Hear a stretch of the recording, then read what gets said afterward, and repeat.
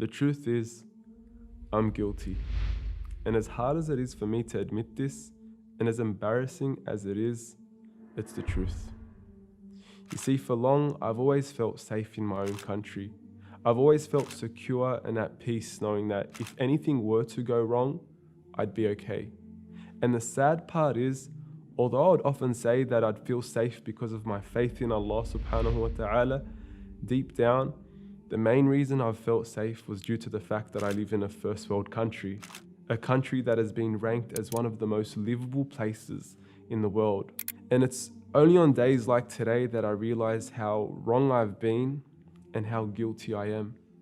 When supermarket shelves are empty, hospitals are at severe risk of overflowing well beyond their capacity, hundreds of thousands are losing their jobs, thousands are flocking outside welfare centres, entire cities are under lockdown, and our national economy is plummeting, do I finally realize how guilty I've been and how false this sense of security in my head really was. You know, I remember once seeing an image of an endless crowd of refugees in Syria lining up for food. And as sad as that scene was, deep down, I had a sense of security knowing that would never happen here.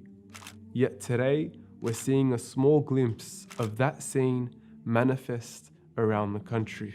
And I can't help but feel guilty and embarrassed for thinking I was immune from something like that ever happening. You know, Allah subhanahu wa ta'ala, He says in the Quran, أَأَمِنْتُمْ أَفَأَمِنْتُمْ أَمْ أَمِنْتُمْ. On multiple occasions, do you feel safe? Do you feel secure from Allah, from hardships, from calamities? And the truth is, for long, I have felt somewhat secure. And it's really embarrassing to say that. Once again, not because I am certain that Allah is protecting me, but it's because of the illusion in my head that bad things don't happen in this part of the world.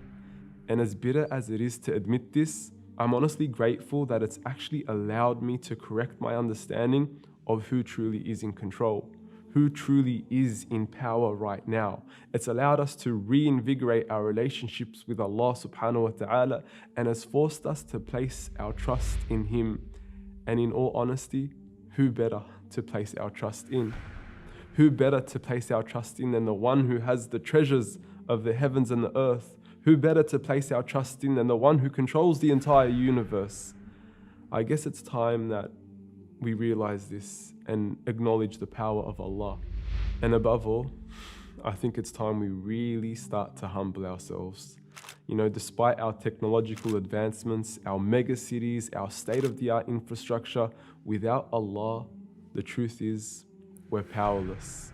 And I don't think that this fact has ever been as manifest and as obvious as it is today. If ever there was a time to return to Him, it's now. If you enjoyed this video along with all the other videos One Path Network produces, please consider supporting us at our website, onepathnetwork.com. Any contribution will be greatly appreciated. Jazakallahu khairan.